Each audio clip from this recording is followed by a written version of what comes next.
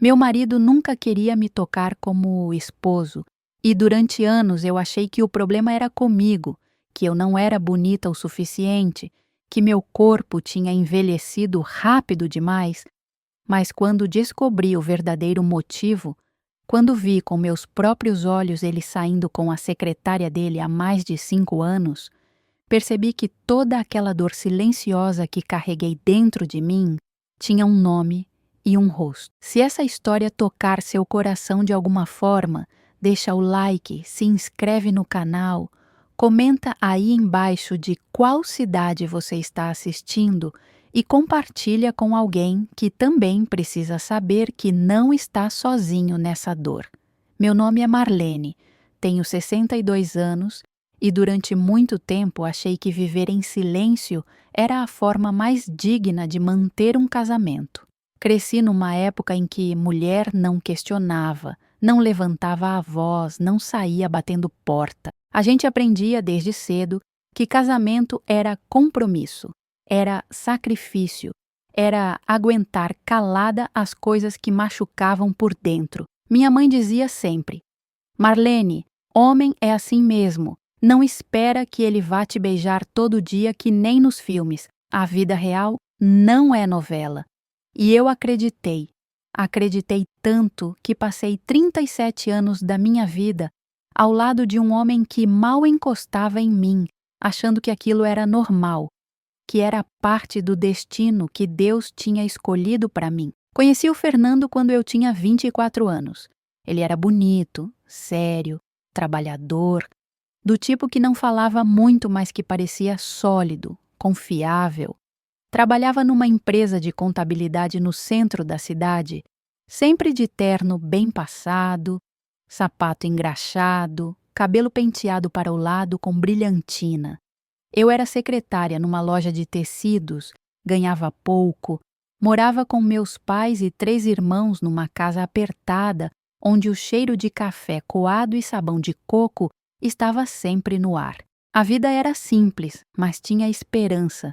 Esperança de casar, de ter minha própria casa, meus próprios filhos, meu próprio canto no mundo.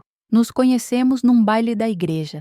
Ele estava encostado na parede, sozinho, com um copo de refrigerante na mão, olhando o movimento sem parecer muito interessado. Eu estava com minhas amigas, rindo daquele jeito nervoso que a gente ria quando queria parecer despreocupada, mas estava, na verdade, torcendo para algum rapaz vir puxar conversa. Nossos olhos se cruzaram.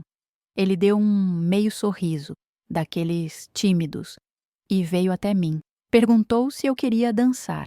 A música era lenta, uma daquelas que tocava no rádio toda hora, e quando ele colocou a mão na minha cintura, senti um arrepio subir pela espinha. Não era paixão louca, não era fogo, mas era bom, era seguro, parecia certo. Namoramos por 2 anos. Ele me visitava aos domingos, sentava na sala com meu pai, conversava sobre futebol e política, coisas que eu não entendia, muito mais que faziam meu pai aprovar o rapaz. Minha mãe gostava dele porque ele era educado, trazia flores de vez em quando, nunca chegava de mãos abanando. As amigas me diziam que eu tinha dado sorte, que Fernando era um bom partido, que eu devia agarrar com unhas e dentes. E eu agarrei. Quando ele me pediu em casamento, numa tarde de sábado no parque da cidade, com o sol batendo nas árvores e o cheiro de pipoca doce no ar, eu disse sim, sem nem pensar 2 vezes. Achei que estava começando a melhor parte da minha vida. O casamento foi simples, igreja cheia, vestido branco que minha mãe e minhas tias costuraram juntas, buquê de flores brancas, bolo de 3 andares que a vizinha fez de presente. Lembro do nervosismo na hora de entrar, do órgão tocando, do Fernando me esperando no altar com aquele mesmo meio sorriso tímido. Quando o padre disse: "Pode beijar a noiva", ele encostou os lábios nos meus de um jeito rápido, quase mecânico, e eu achei que era só vergonha, que depois, em casa, as coisas seriam diferentes, mas não foram. Nossa primeira noite foi estranha. Eu estava nervosa, claro. Tinha ouvido tantas histórias das amigas, umas dizendo que doía, outras dizendo que era maravilhoso, e eu não sabia o que esperar. Fiquei no quarto, sentada na beirada da cama com a camisola branca que tinha comprado especialmente para aquela noite, o coração batendo rápido, as mãos geladas. Ele entrou, trocou de roupa no banheiro, voltou de pijama, apagou a luz e deitou do outro lado da cama. Fiquei esperando que ele virasse para mim, que me abraçasse, que dissesse alguma coisa, mas ele só disse boa noite, Marlene, e virou de costas. Fiquei olhando para o teto no escuro, sentindo o nó na garganta crescer, mas me convenci de que ele estava cansado, que a festa tinha sido longa, que no dia seguinte seria diferente. Só que o dia seguinte veio, e o outro, e nada mudava. Ele acordava cedo, tomava café, ia trabalhar, voltava no fim do dia, jantava, assistia televisão e ia dormir, sempre do mesmo jeito, sempre do mesmo lado da cama, sempre de costas para mim. No começo, tentei puxar conversa, perguntava como tinha sido o dia, se ele queria que eu fizesse alguma comida especial, se estava tudo bem. Ele respondia com monossílabos. Tá bom, pode ser, normal. Tentei me arrumar mais, passar batom, soltar o cabelo, usar perfume. Nada.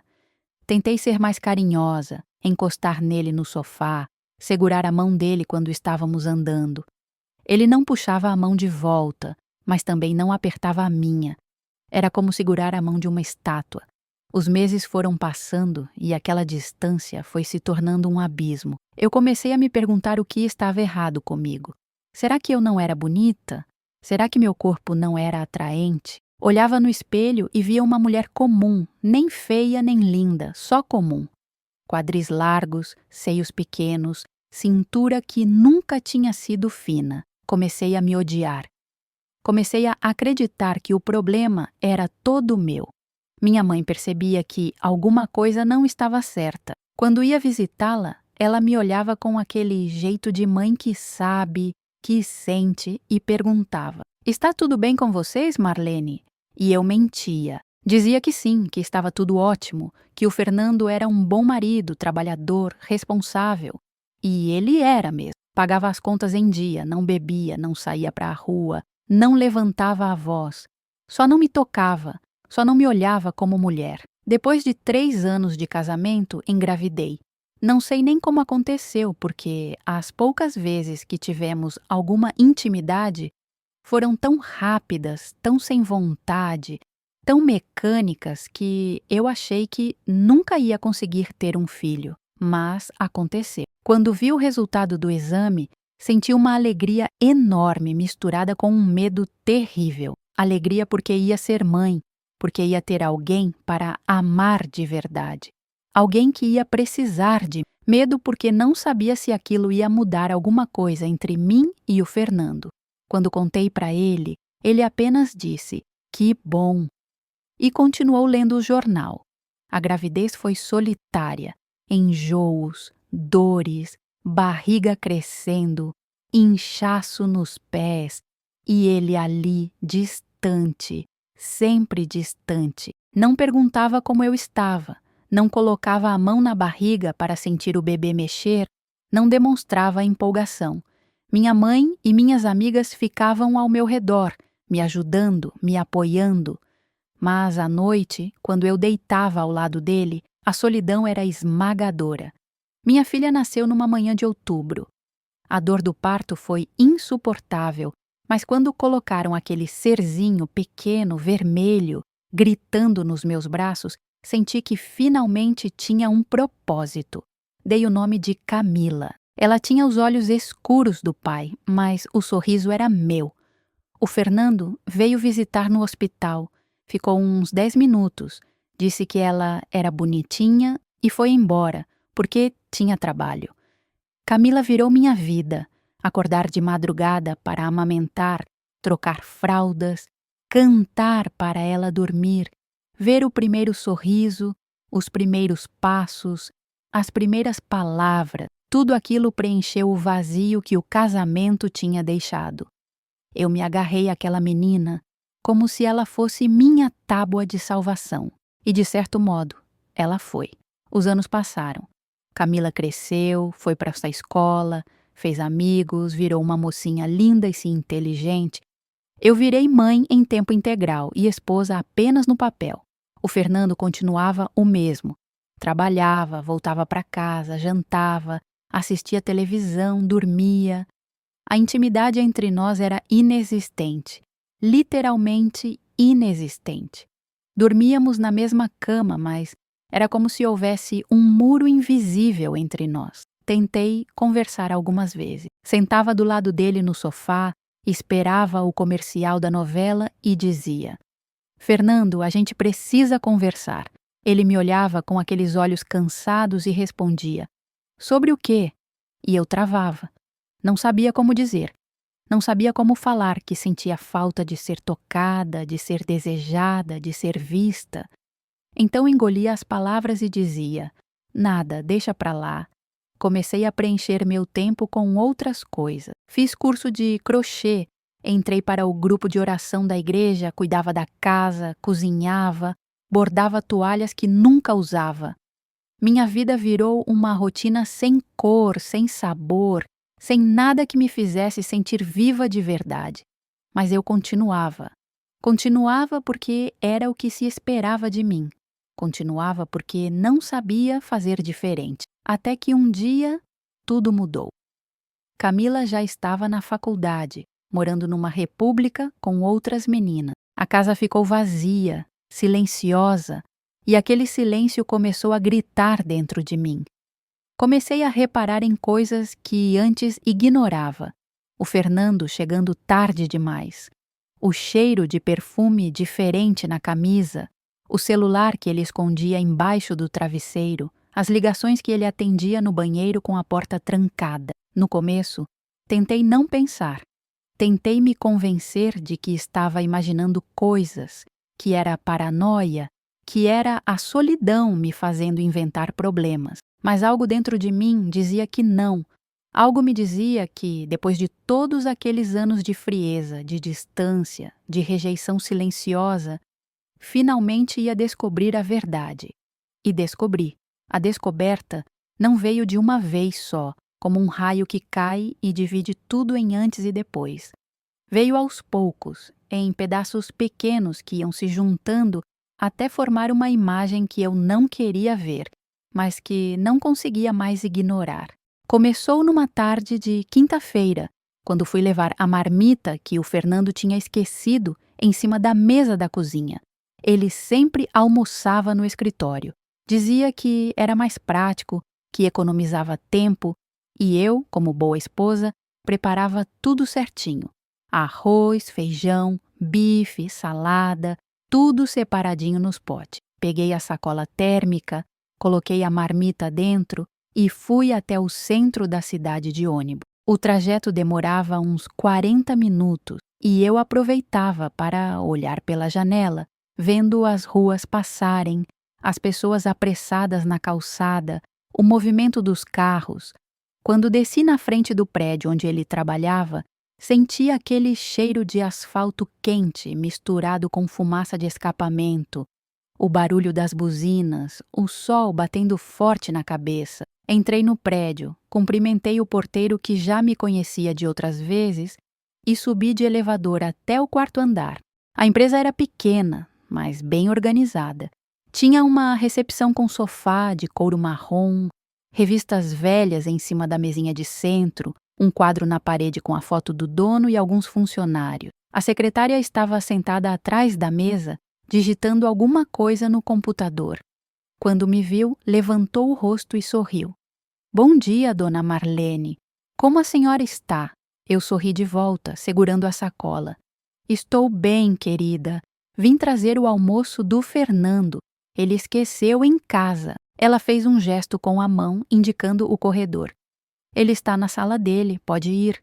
Caminhei pelo corredor estreito, ouvindo o som abafado de vozes, telefones tocando, impressoras funcionando. A porta da sala do Fernando estava entreaberta. Ia bater Ia anunciar minha presença, mas alguma coisa me fez parar. Alguma coisa no tom de voz que vinha lá de dentro. Não era a da voz dele sozinho. Tinha outra voz, uma voz feminina, suave, baixa, quase íntima. Fiquei parada ali, com a sacola na mão, o coração começando a bater mais rápido. Encostei mais perto da porta, tentando ouvir sem ser vista. A voz da mulher dizia: "Você precisa ter mais cuidado, Fernando. Se alguém desconfiar..." E ele respondeu naquele tom que eu nunca tinha ouvido ele usar comigo. Um tom calmo, quase carinhoso. "Ninguém vai desconfiar, Beatriz. Fique tranquila, Beatriz." O nome ecoou na minha cabeça. Beatriz era a secretária dele, a moça que tinha entrado na empresa uns 6 anos atrás, jovem, bonita, sempre bem arrumada, com aqueles saltos altos que faziam barulho no chão, cabelo liso e comprido, unha feita, perfume caro. Ele tinha comentado sobre ela algumas vezes, sempre de passagem. A Beatriz organizou os arquivos. A Beatriz resolveu aquele problema com o cliente. Eu nunca tinha desconfiado. Nunca. Respirei fundo, tentando controlar o tremor que começava a tomar conta das minhas mãos. Bati na porta, forte, seco. O silêncio que se fez do outro lado foi pesado, constrangedor. Depois de uns segundos, a voz dele: "Pode entrar." Abri a porta. Ele estava sentado atrás da mesa, com a gravata afrouxada, a camisa com as mangas dobradas até o cotovelo. Beatriz estava de pé ao lado da mesa dele, segurando uma pasta. Os dois me olharam ao mesmo tempo. No rosto dele, nada. Nenhuma expressão de culpa, de surpresa, de medo. Nada. No dela, um leve rubor nas bochechas, um sorriso nervoso nos lábios. Eu levantei a sacola. "Você esqueceu a marmita." Ele apenas acenou com a cabeça. "Obrigado. Pode deixar aí na mesa." Coloquei a sacola no canto da mesa, olhei para a Beatriz, que desviou o olhar, e olhei de novo para ele. Tinha tanta coisa que eu queria perguntar, tanta coisa que queria gritar, mas ali, naquele momento, com ela na sala, não consegui. Apenas disse: "Até mais tarde." E saí. O caminho de volta para casa foi um borrão. Não lembro direito de ter entrado no ônibus, de ter sentado, de ter descido no ponto certo. Só lembro da sensação de aperto no peito, do nó na garganta, da vontade de chorar que ia crescendo, crescendo, mas que eu segurava com força porque estava no meio da rua, no meio de gente estranha, e mulher da minha idade não chora em público. Cheguei em casa, tranquei a porta, fui direto para o quarto e me sentei na beirada da cama. As mãos ainda tremiam, a cabeça girava. Será que eu tinha ouvido direito? Será que estava imaginando coisas? Mas não, a voz dele tinha sido clara. O jeito carinhoso, a intimidade, o nome dela dito daquele jeito. Não era imaginação, era real. Comecei a juntar os pedaços, as chegadas tarde, os finais de semana em que ele dizia que precisava ir ao escritório resolver pendências urgentes, os telefonemas que ele atendia longe de mim, o desinteresse total por mim. Tudo fazia sentido agora. Tudo se encaixava numa verdade dolorosa e óbvia, que eu tinha ignorado por anos. Nos dias seguintes, comecei a prestar atenção de verdade. Reparei que ele tomava banho antes de sair para o trabalho e tomava outro banho quando chegava. Reparei que a cueca que ele usava de manhã não era a mesma que estava no cesto de roupa suja à noite. Reparei que, quando o celular dele tocava e eu estava por perto, ele recusava a chamada e mandava mensagem depois. Reparei em tantos detalhes pequenos que, sozinhos, não significavam nada, mas, juntos, formavam um mapa claro de traição. Não confrontei ele imediatamente. Não sei bem por quê. Talvez porque tivesse medo da resposta. Talvez porque, no fundo, ainda houvesse uma parte de mim que quisesse estar errada. Mas comecei a me preparar. Comecei a investigar.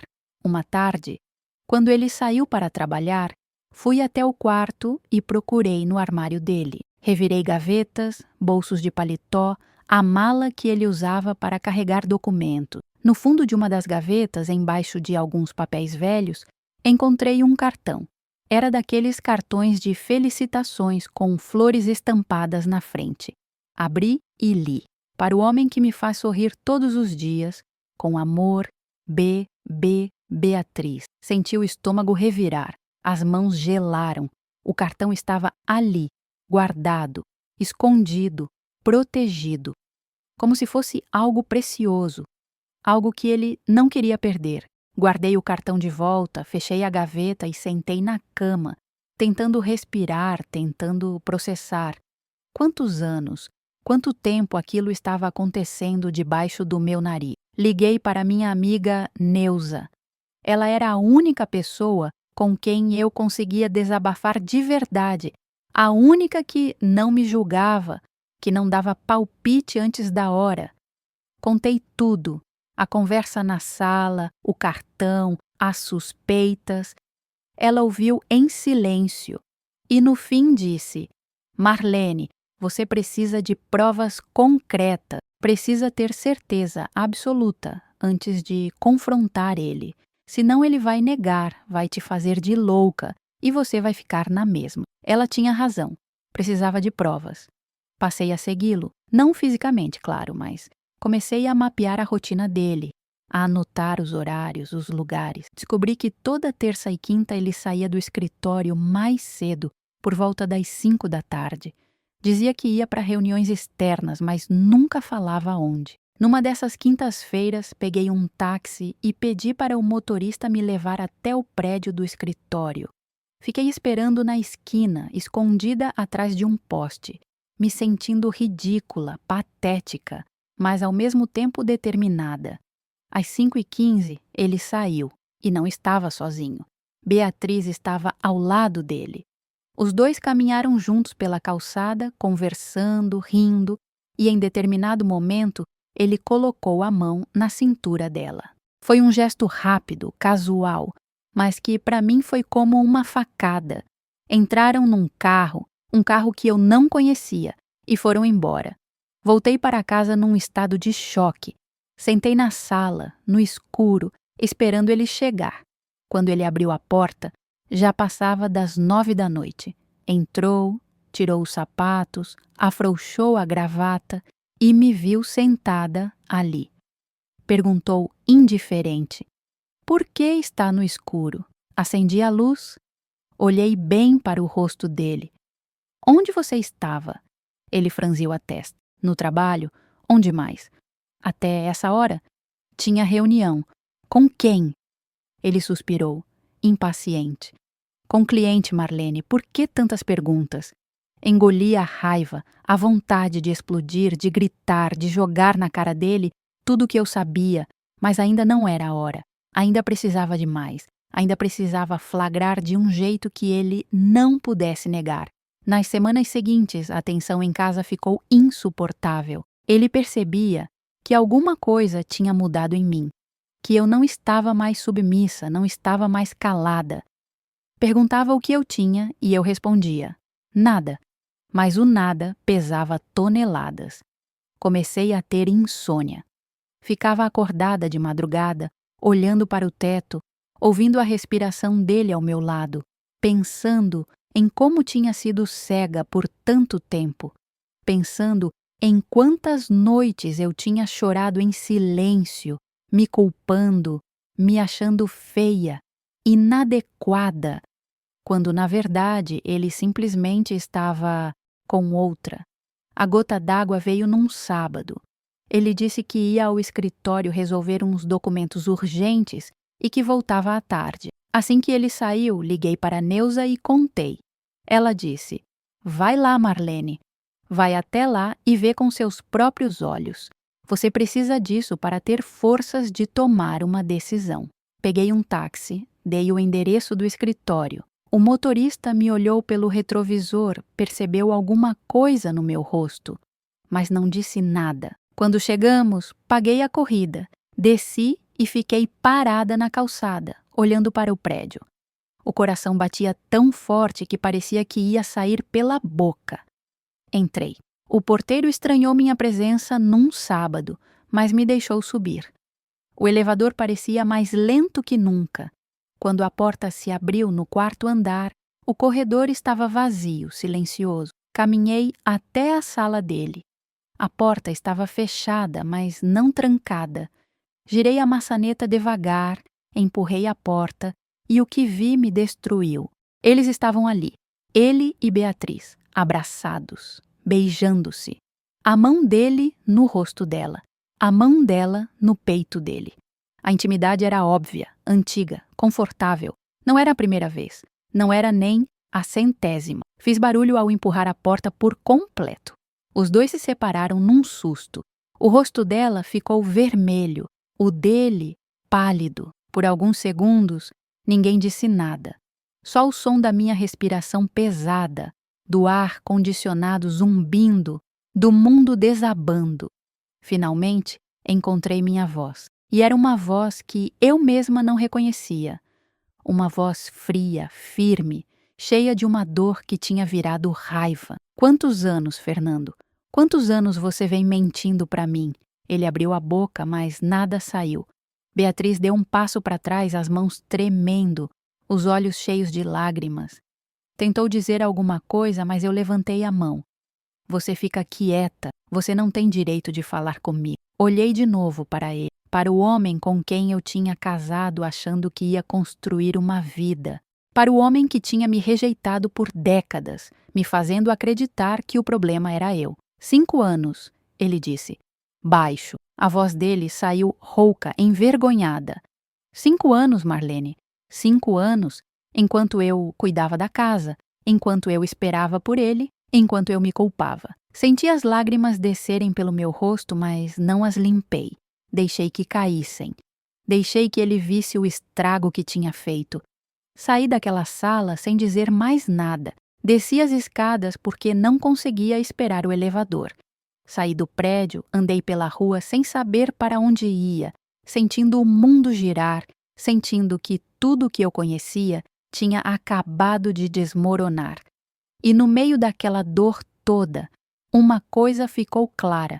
Eu não ia mais viver daquele jeito, não ia mais aceitar migalhas, não ia mais fingir que estava tudo bem. Pela primeira vez em 37 anos de casamento, eu estava pronta para escolher a mim mesma. Os dias que se seguiram àquela descoberta foram os mais estranhos da minha vida. Voltei para casa naquele sábado à tarde, num estado de torpor, como se estivesse anestesiada por dentro.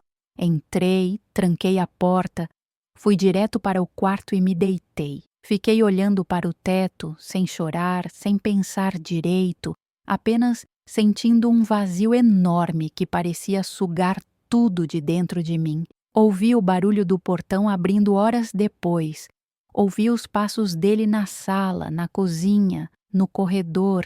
Ouvi quando ele parou na porta do quarto. Não virei para olhar. Não disse nada. E ele também não. Depois de alguns minutos em silêncio, ele saiu. Ouvi a porta do outro quarto se fechando. Aquele que a gente usava como depósito, cheio de caixas velhas, roupas que não serviam mais, objetos esquecidos. Ele dormiu lá, e eu fiquei ali, sozinha na cama de casal, sentindo pela primeira vez em décadas que aquele espaço era só meu. Nos dias seguintes, a gente passou a viver como 2 estranhos dividindo o mesmo teto. Ele acordava cedo, tomava café em silêncio, saía para trabalhar.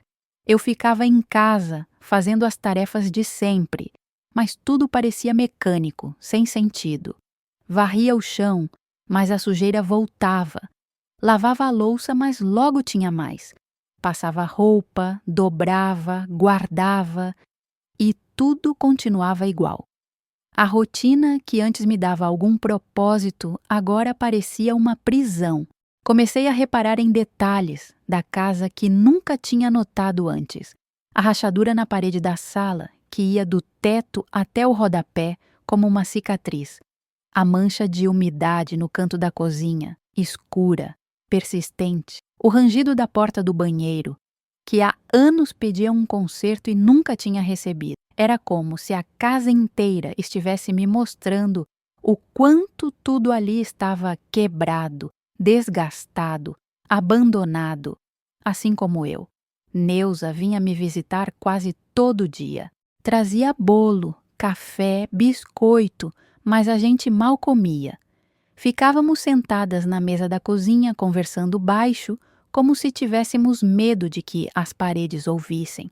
Ela perguntava se eu já tinha decidido o que ia fazer, e eu respondia que não sabia. Não sabia se tinha coragem de separar.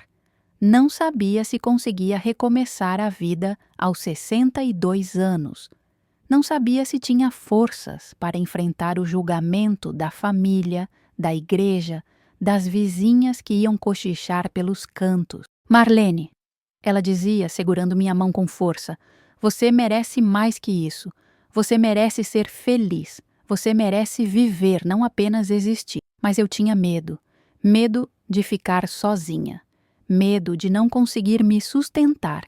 Medo de descobrir que, no fim das contas, eu não era forte o suficiente. Fernando continuava dormindo no outro quarto. A gente mal se falava. Quando cruzávamos na cozinha ou no corredor, ele desviava o olhar. Eu também. Era como se a vergonha dele e a mágoa minha ocupassem todo o espaço entre nós, não deixando lugar para mais nada. Uma noite, ele tentou conversar. Eu estava lavando a louça do jantar, as mãos mergulhadas na água quente com detergente, quando ouvi a voz dele atrás de mim. Marlene, a gente precisa conversar. Continuei lavando, sem me virar. Não tinha mais nada que eu quisesse ouvir dele. Eu errei, ele continuou. Errei feio, mas eu não quero que a gente termine assim. Terminei de enxaguar um prato, coloquei na escorredor e finalmente me virei. Olhei para ele, para aquele homem que um dia eu tinha achado que amava e senti apenas cansaço. Assim como, Fernando. Assim com você me traindo por 5 anos. Assim com você me fazendo sentir culpada por não ser boa o suficiente, quando na verdade você estava com outra. Ele abaixou a cabeça. Eu sei que fui covarde. Eu sei que te magoei. Mas a gente pode tentar de novo. A gente pode recomeçar. Ri. Não foi uma risada de alegria. Foi uma risada amarga, cheia de ironia. Recomeçar? Como, Fernando? Como que a gente recomeça quando nunca teve um começo de verdade? Você nunca me amou, nunca me desejou. Eu passei 37 anos achando que o problema era comigo, me humilhando, me diminuindo, e você deixou. Você sabia a dor que eu sentia e deixou. As lágrimas desceram pelo meu rosto, mas dessa vez eu não me importei. Deixei que ele visse. Deixei que ele sentisse pelo menos um pouco do que eu tinha sentido todos aqueles anos. Ele deu um passo à frente, estendeu a mão como se fosse me tocar, mas eu recuei. Não encosta em mim. Ele parou, a mão no ar, os olhos vermelhos. Marlene, por favor. Por favor o quê? Por favor te perdoa? Por favor finge que nada aconteceu? Por favor, continua sendo a mulher invisível que você pode ignorar enquanto vive sua vida com outra? Minha voz estava alta agora, saindo com uma força que eu não sabia que tinha. Ele ficou parado ali, sem saber o que dizer, e no fim apenas balançou a cabeça e saiu da cozinha. Fiquei ali, sozinha, ouvindo o silêncio pesado que voltou a preencher a casa. Encostei na pia, segurei a beirada com força e deixei o choro sair de verdade. Um choro profundo, doloroso, cheio de tudo que eu tinha guardado por anos. Nos dias seguintes, comecei a perceber pequenas mudanças nele, tentativas discretas de se redimir. Ele voltou a dormir mais cedo em casa, parou de atender o celular escondido. Até tentou puxar conversa algumas vezes, perguntar como eu estava, se precisava de alguma coisa. Mas eu sabia que aquilo era só culpa, não era amor. Nunca tinha sido. Uma tarde, quando ele estava no trabalho, sentei no sofá da sala e liguei para Camila. Minha filha morava em outra cidade, trabalhava como professora, tinha a vida dela organizada, independente. Tentei ligar algumas vezes antes, mas sempre desligava antes de completar a chamada. Não sabia como contar. Não sabia como dizer que o casamento dos pais dela, que ela achava que era sólido, era, na verdade, uma farsa. Dessa vez, deixei tocar. Ela atendeu no terceiro toque, a voz alegre. Oi, mãe. Tudo bem? A voz dela me desarmou. Senti as lágrimas voltarem, o nó na garganta apertar. Camila, preciso te contar uma coisa. O tom da minha voz deve ter assustado ela, porque a alegria sumiu. O que foi, mãe? Aconteceu alguma coisa? Contei tudo. A frieza do pai, a distância, a descoberta da traição, o cartão, Beatriz, a cena no escritório. Falei devagar, pausadamente, sentindo cada palavra doer ao sair. Ela ouviu em silêncio, e quando terminei ouvi um soluço do outro lado da linha. Mãe, eu não sabia. Eu nunca imaginei. Ele sempre pareceu tão correto. Pois é, minha filha. Também achei isso por muito tempo. Ela respirou fundo. O que você vai fazer? Ainda não sei. Estou tentando juntar coragem para tomar uma decisão. Mãe, a senhora não precisa ficar com ele. A senhora não precisa aguentar isso. Vem morar comigo. A gente dá um jeito. A senhora não precisa passar por isso sozinha. A oferta dela me emocionou profundamente. Mas, ao mesmo tempo, senti que não podia simplesmente fugir. Não podia sair correndo, sem antes enfrentar aquilo tudo de frente. Não podia deixar aquela história terminar comigo sendo a vítima silenciosa que aceita tudo calada. Obrigada, minha filha. Obrigada por estar do meu lado. Mas eu preciso resolver isso aqui primeiro. Preciso olhar nos olhos dele e dizer tudo o que preciso dizer. A conversa com Camila me deu uma clareza que eu não tinha antes. Passei os dias seguintes organizando meus pensamentos, juntando documentos, pensando no que fazer. Abri uma conta no banco só no meu nome.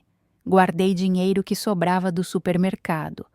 Comecei a me preparar para uma vida sem ele. E foi nesse meio tempo que percebi os sinais de que as coisas iam piorar antes de melhorar.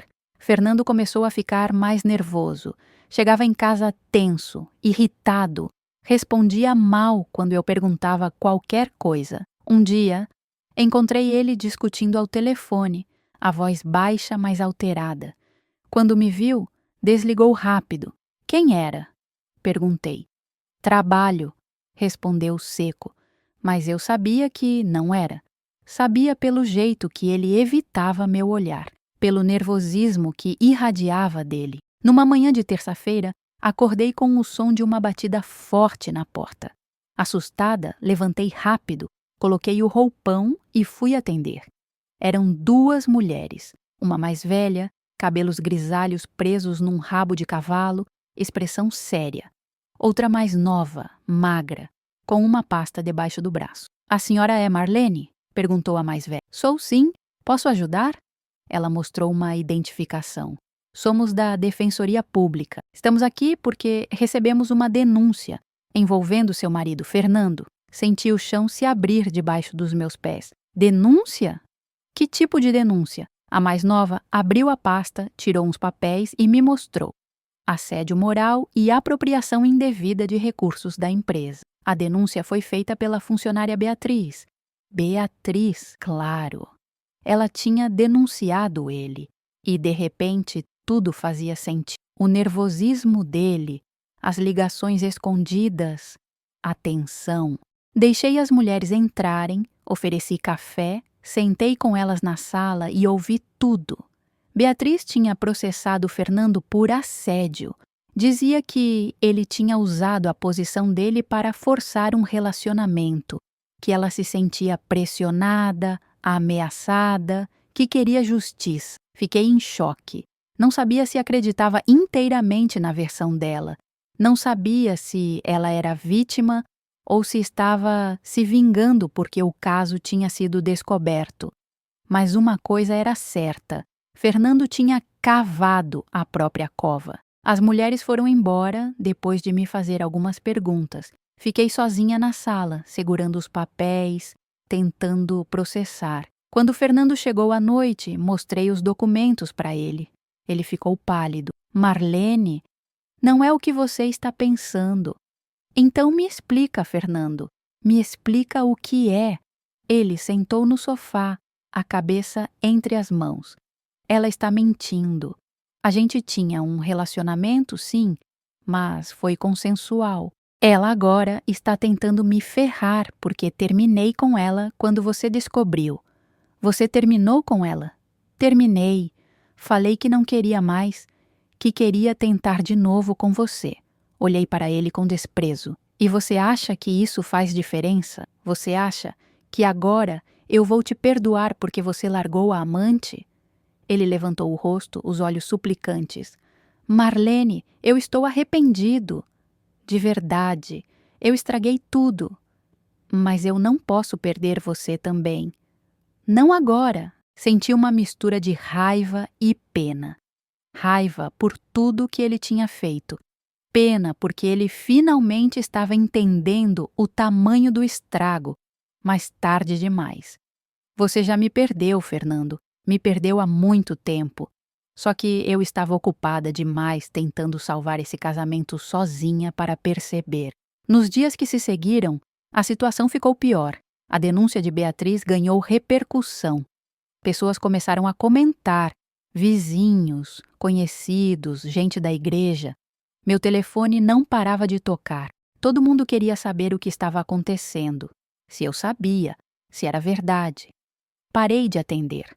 Parei de sair de casa. Fiquei ali, trancada, tentando processar a avalanche de dor, vergonha, raiva e confusão que tinha caído sobre mim. E no meio de tudo isso, uma certeza foi crescendo dentro de mim. Eu não ia mais viver daquele jeito. Não ia mais aceitar ser tratada como segunda opção. Não ia mais carregar a culpa que nunca foi minha. Era hora de escolher a mim mesma, mesmo que isso significasse perder tudo. A decisão de confrontar tudo de frente veio numa manhã de domingo.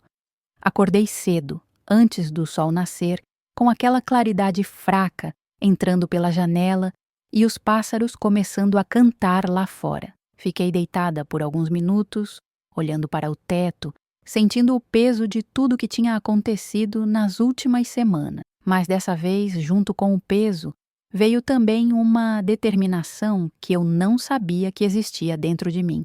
Levantei, tomei banho, vesti uma roupa simples, mas limpa. Prendi o cabelo num coque e fui até a cozinha. Preparei café bem forte, daquele jeito que minha mãe fazia quando precisava de coragem para enfrentar os dias difíceis. O cheiro subiu pela casa, misturado com o aroma de pão que eu tinha deixado na torradeira.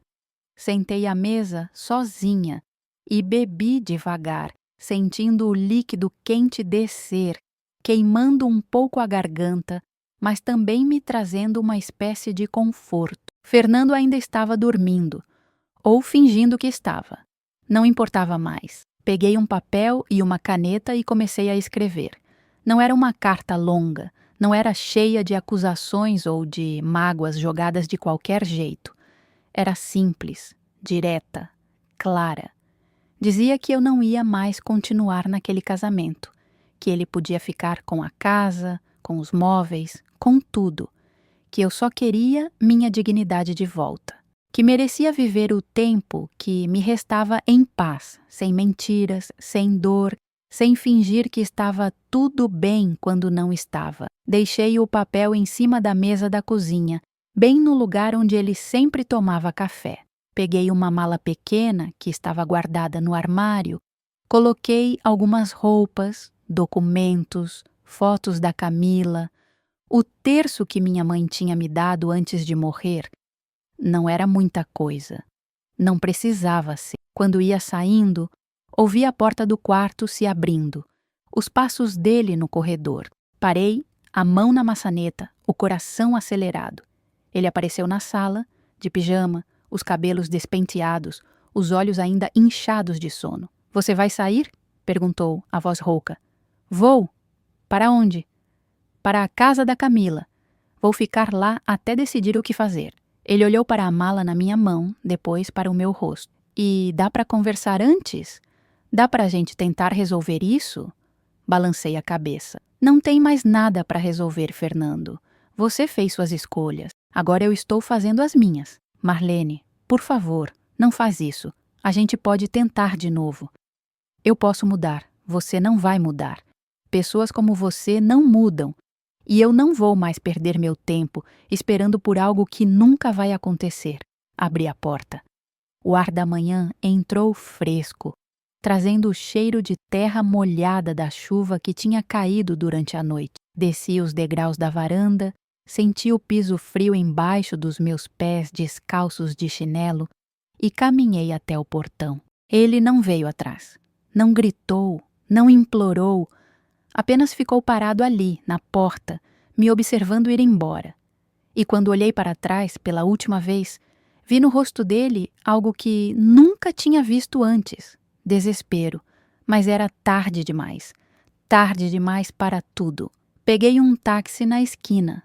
O motorista era um senhor de idade, cabelos brancos, rosto marcado pelo tempo. Ele colocou a mala no porta-malas, abriu a porta de trás para mim e perguntou para onde eu ia. Dei o endereço da rodoviária. Ele acenou com a cabeça e começou a dirigir. Durante o caminho, fiquei olhando pela janela. As ruas passavam, as casas, as pessoas começando o dia, mães levando filhos para a igreja, casais caminhando de mãos dadas, idosos sentados nas varandas tomando café. Vidas simples, comuns, mas que pareciam tão distantes da minha. Quando chegamos na rodoviária, paguei a corrida, agradeci e entrei. O lugar estava cheio, barulhento, cheirando a café requentado e óleo diesel dos ônibus. Fui até o guichê, comprei uma passagem para a cidade onde Camila morava. A viagem era longa, quase 6 horas, mas não me importei. Precisava sair dali, precisava respirar. Sentei num banco de plástico duro, perto da plataforma, esperando o ônibus ser chamado. Fiquei observando as pessoas ao redor. Uma menina jovem, grávida, com uma criança pequena no colo. Um homem de meia idade, olhando para o celular com expressão preocupada. Uma senhora idosa, parecida comigo, com uma mala grande e os olhos cansados. Todos ali carregando histórias, dores, esperanças. O alto-falante chamou meu ônibus. Levantei, peguei a mala e entrei. Escolhi um lugar na janela, no fundo, longe de todo mundo. Guardei a mala no compartimento acima da cabeça, sentei e encostei a testa no vidro frio. O ônibus começou a se mover saindo devagar da rodoviária, pegando a estrada. Foi só quando a cidade começou a ficar para trás, quando vi as casas diminuindo, as árvores aumentando, o céu se abrindo enorme à frente, que permiti a mim mesma chorar de verdade.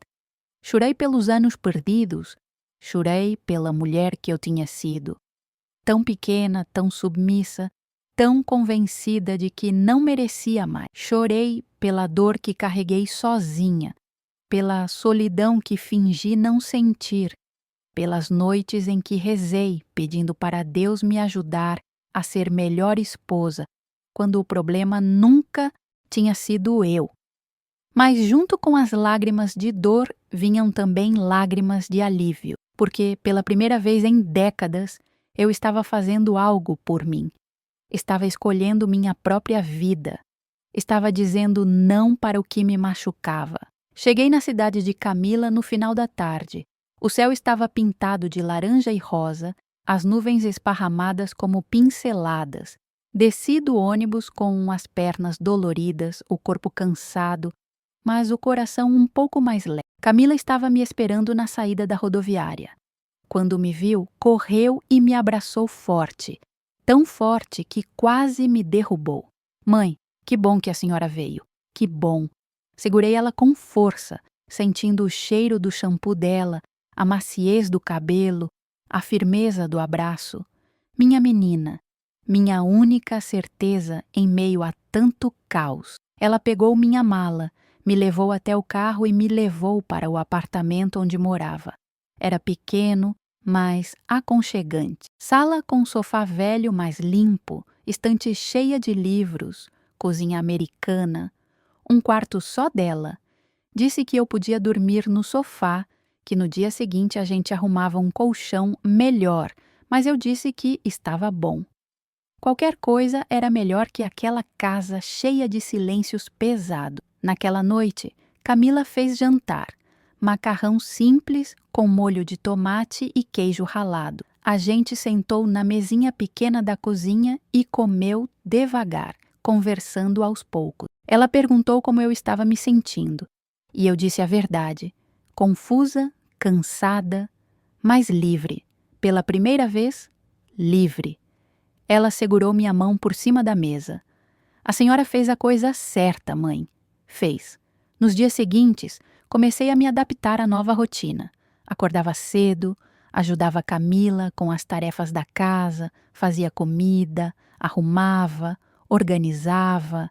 À tarde, quando ela saía para trabalhar, ficava sozinha no apartamento, lidando com meus pensamentos. Algumas vezes, a vontade de voltar batia forte, não porque quisesse Fernando de volta, mas porque tinha medo do desconhecido. Medo de não saber quem eu era sem aquele casamento que tinha me definido por tanto tempo. Mas então lembrava do rosto dele com Beatriz. Lembrava da frieza, da rejeição, dos anos de solidão dentro de um casamento que era só uma fachada. E a vontade de voltar passava. Uma tarde, 2 semanas depois de ter saído de casa, recebi uma ligação. Era Fernando. Hesitei antes de atender, mas no fim atendi. Marlene, precisamos conversar. A voz dele estava diferente. Não era mais autoritária, não era mais fria. Era cansada, quebrada. Sobre o quê, Fernando? Sobre tudo. Sobre a gente, sobre o divórcio. A palavra divórcio caiu pesada entre nós. Era a primeira vez que alguém dizia em voz alta. Tudo bem, falei. Podemos conversar. Mas só sobre os trâmites legais. Não quero ouvir desculpas, não quero ouvir promessa, isso acabou. Ele ficou em silêncio por alguns segundos. Depois suspirou. Eu sei que acabou. E a culpa é toda minha. Não respondi, não havia nada mais a dizer. Ele continuou. Vou aceitar o que você quiser. A casa, o dinheiro, tudo. Só quero que você saiba que eu sinto muito. Muito mesmo. Seu arrependimento não apaga 37 anos de dor, Fernando. Eu sei, mas precisava dizer. Desligamos pouco depois. Fiquei segurando o celular, olhando para a tela apagada, sentindo um misto de tristeza e fechamento. Era o fim, de verdade, dessa vez. Nas semanas que se seguiram, o processo de divórcio começou. Papéis, assinaturas, advogados, acordos. Tudo foi mais rápido do que eu imaginava. Fernando não contestou nada. Deixou a casa no meu nome, dividiu as economias, assinou tudo sem reclamar. Era como se ele soubesse que não havia mais o que fazer, que tinha perdido qualquer direito de lutar. Quando o divórcio finalmente saiu, numa manhã fria de julho, senti um alívio enorme. Olhei para o papel na minha mão, para o carimbo oficial que dizia que eu não era mais casada, e percebi que aquilo não era um fim, era um começo. Voltei para a casa que agora era oficialmente minha. Fernando tinha saído, levado suas coisas, deixado o lugar vazio. Caminhei pelos cômodos, sentindo o eco dos meus passos, o cheiro de tinta nova que ele tinha mandado passar antes de ir embora. Parei na sala, olhei pela janela para o quintal onde as árvores balançavam ao vento e pela primeira vez em muito tempo sorri. Era minha. A casa, a vida, o futuro, tudo era meu. E eu estava pronta para reconstruir. Os primeiros meses morando sozinha na casa foram estranhos. Acordava no meio da noite com o barulho do vento batendo na janela, o rangido da madeira no telhado, o silêncio pesado que enchia os cômodos. Ficava deitada no escuro, ouvindo a respiração da minha própria solidão e às vezes me perguntava se tinha feito a coisa certa. Mas então lembrava da dor que tinha carregado por tantos anos, do vazio que sentia mesmo quando ele estava ao meu lado, e entendia que solidão de verdade era viver com alguém e ainda assim se sentir completamente sozinho. Comecei a fazer pequenas mudanças na casa. Tirei as cortinas velhas da sala e coloquei outras, mais claras, que deixavam o sol entrar. Pintei a parede do quarto de um tom de azul suave que sempre gostei, mas nunca tinha tido coragem de escolher. Reorganizei os móveis, mudei os quadros de lugar, coloquei plantas na varanda. A cada mudança, sentia como se estivesse apagando os vestígios daquela vida antiga e construindo algo novo, algo que fosse realmente meu. Neuza continuava vindo me visitar. Trazia notícias da vizinhança, fofocas da igreja, histórias engraçadas que me faziam rir de verdade. Um dia, ela chegou com uma proposta. Marlene, tem um grupo de artesanato que se reúne toda quinta-feira na casa da dona Irene. A gente faz crochê, borda, tricô, essas coisas. Quer vir com a gente? Hesitei. Fazia tanto tempo que não convivia com outras pessoas, que não participava de nada, que a ideia me deixou nervosa. Mas Neuza insistiu. Vai ser bom. Você precisa sair dessa casa, conhecer gente nova, ocupar a cabeça. Fui. Na primeira quinta-feira, cheguei na casa de dona Irene com as mãos suando frio, o coração acelerado. Mas as mulheres me receberam com sorrisos, abraços, cafezinho quentinho e bolo de fubá. Eram 7 ao todo, todas na faixa dos 50, 60 anos, cada uma com sua história de vida, suas marcas, suas dores. E ali, naquela salinha simples, com o som das agulhas batendo, das risadas soltas, das conversas que iam de receitas de bolo a confissões de casamentos complicados, encontrei algo que não sabia que estava procurando: pertencimento. Comecei a frequentar o grupo toda semana. Aprendi a fazer tapetes de crochê, guardanapos bordados, toalhas de mesa com um ponto cruz. Não era só sobre o artesanato. Era sobre sentar ali com aquelas mulheres, todas sobreviventes de alguma coisa, e perceber que não estava sozinha, que outras também tinham sofrido, chorado, se levantado, que outras também tinham encontrado força onde achavam que não existia mais. Uma das mulheres, Dona Lourdes, tinha uma história parecida com a minha. Tinha descoberto que o marido tinha outra família em outra cidade. Viveu com ele por 20 anos sem saber. Quando descobriu, separou, reconstruiu a vida, abriu uma pequena loja de roupas e hoje sustentava a si mesma e aos 2 filhos. Ela me olhava com aqueles olhos cheios de compreensão e dizia: "Dói, Marlene, mas passa. E quando passa, a gente descobre que é mais forte do que imaginava." Camila vinha me visitar sempre que podia. Passava o fim de semana comigo, a gente cozinhava junto, assistia a filmes antigos na televisão, conversava até tarde sobre a vida, sobre os planos dela, sobre os medos que eu ainda carregava. Ela me incentivava a sair mais, a fazer coisas novas, a não ter medo de viver. "Mãe, a senhora tem 62 anos, não 102. Ainda dá tempo de fazer tanta coisa, de viajar, de conhecer lugares, de ser feliz de verdade." Viajar parecia um sonho distante. Nunca tinha saído da minha cidade, nunca tinha conhecido o mar, nunca tinha entrado num avião, mas a ideia começou a germinar dentro de mim. E se? E se eu juntasse um dinheiro? E se eu me permitisse fazer algo só para mim, só porque eu queria?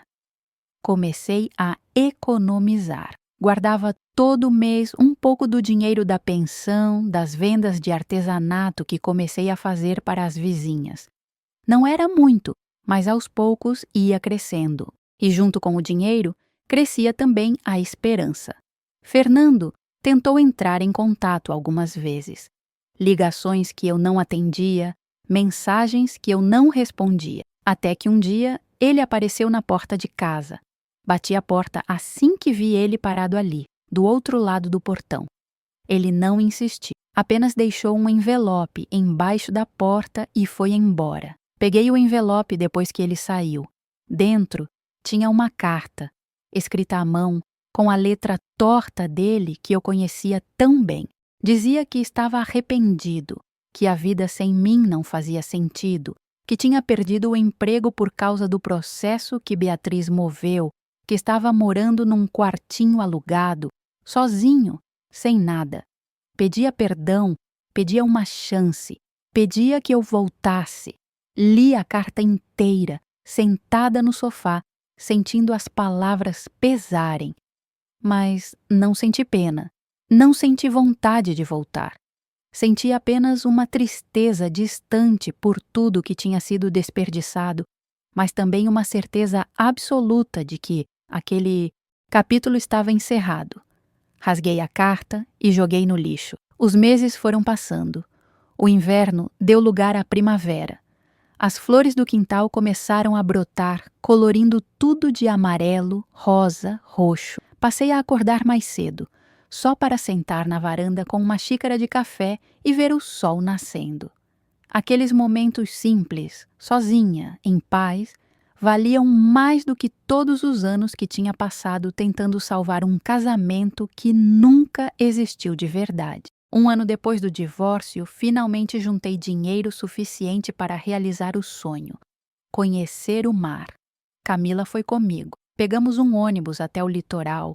Ficamos hospedadas numa pousadinha simples, de frente para a praia. Quando pisei na areia pela primeira vez, quando senti os pés afundando, o vento trazendo o cheiro de sal, o barulho das ondas quebrando na praia, chorei.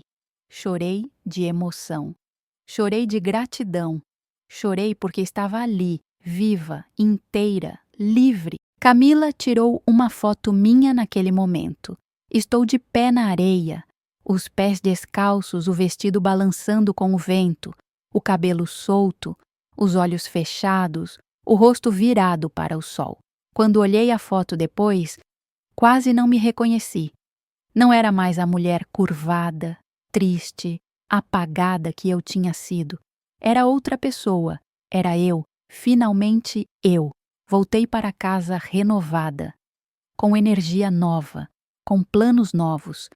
Decidi transformar um dos quartos da casa em ateliê de artesanato. Comprei uma mesinha, organizei as linhas, as agulhas, os tecidos. Comecei a fazer encomendas, a vender pela internet com a ajuda de Camila. O dinheiro que entrava não era muito, mas era meu, fruto do meu trabalho, da minha criatividade. Conheci pessoas novas, fiz amizades verdadeiras. Aprendi a rir de novo, a sonhar de novo, a acreditar de novo que a vida podia ser boa. Descobri que 62 anos não era o fim de nada. Era apenas o começo de uma nova fase. Uma fase onde eu finalmente tinha permissão para ser quem eu sempre quis ser. Teve dias difíceis? Teve. Teve noites em que a solidão apertava, em que a saudade do que eu achava que tinha sido um casamento vinha forte. Teve momentos em que duvidei de mim, em que pensei em desistir, mas sempre que a fraqueza batia, eu lembrava de tudo que tinha passado, de tudo que tinha superado e encontrava forças para continuar. 2 anos depois do divórcio, numa tarde de sábado, estava na feira comprando legumes quando esbarrei em alguém. Pedi desculpas, levantei o olho e dei de cara com Fernando. Ele estava diferente, mais magro, mais velho, o cabelo grisalho, a postura curvada. Nos olhamos por alguns segundos. Ele abriu a boca como se fosse dizer alguma coisa, mas eu apenas dei um meio sorriso, um aceno de cabeça e segui em frente. Não senti raiva, não senti mágoa, não senti nada além de indiferença. E foi naquele momento que entendi que tinha me curado de verdade, que tinha deixado para trás não só o casamento, mas também a dor, o rancor, o peso de tudo que tinha vivido. Hoje, quando olho para trás, vejo que aqueles 37 anos não foram completamente perdidos. Me ensinaram coisas, me ensinaram sobre resistência, sobre força, sobre a importância de não desistir de mim mesma. Me ensinaram que amor de verdade não machuca, não diminui, não silencia. Me ensinaram que mereço ser vista, ser tocada, ser amada de verdade. E se hoje não tenho ninguém ao meu lado, tudo bem, porque aprendi a ser companhia de mim mesma. Aprendi a gostar da minha própria presença, do meu próprio silêncio, da minha própria vida. Para você que está me ouvindo agora, que talvez esteja passando por algo parecido, que talvez esteja se sentindo preso num casamento sem amor, numa relação que só machuca, quero dizer uma coisa: você merece mais. Você merece ser feliz. Você merece viver, não apenas sobreviver. Não importa a idade que você tem. Não importa quantos anos você passou naquela situação. Nunca é tarde para recomeçar. Nunca é tarde para escolher você mesmo. Nunca é tarde para ser livre. Vai doer? Vai. Vai ser difícil? Vai. Vão ter momentos em que você vai querer desistir, voltar atrás, se convencer de que é mais fácil ficar. Mas não fica, porque você merece mais do que migalhas de afeto. Você merece mais do que viver na sombra de alguém que não te valoriza. Hoje, aos 64 anos, posso dizer que sou feliz. De verdade. Não é uma felicidade perfeita, não é uma vida sem problemas, mas é uma vida honesta, uma vida verdadeira, uma vida minha. Tenho minha casa, meu artesanato, minhas amigas, minha filha, meus planos. Tenho paz, tenho liberdade, tenho a mim mesma. E no fim das contas, descobri que isso é tudo que eu sempre precisei. Se essa história tocou você de alguma forma, se você se identificou, se você entendeu que não está sozinho nessa dor, compartilha. Espalha essa mensagem. Porque tem tanta gente por aí sofrendo calada, achando que não tem saída, que não tem escolha. Mas tem. Sempre tem.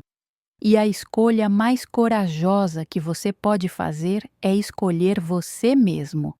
Obrigada por me ouvir. Obrigada por estar aqui. E lembre-se, você é mais forte do que imagina. Você é mais valioso do que te fizeram acreditar. E você merece sim ser feliz. De verdade, de coração.